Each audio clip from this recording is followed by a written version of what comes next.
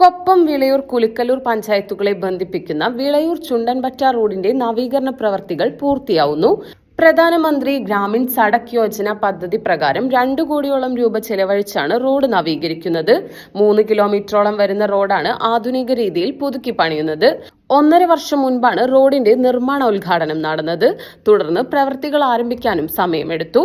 കുടിവെള്ള പൈപ്പുകൾ മാറ്റി സ്ഥാപിക്കൽ, ഓവുപാലങ്ങളുടെ നിർമ്മാണം എന്നിവയും പാതയിൽ നടത്താനുണ്ടായിരുന്നു.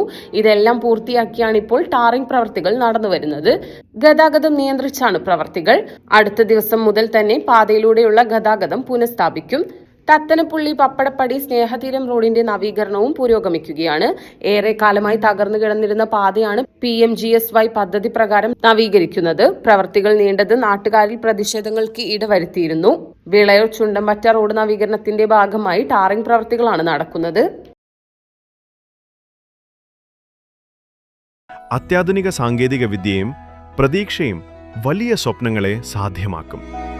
ഞങ്ങൾ കൂടെയുണ്ട് നിങ്ങളുടെ കുഞ്ഞു വലിയ സ്വപ്നത്തിനായി.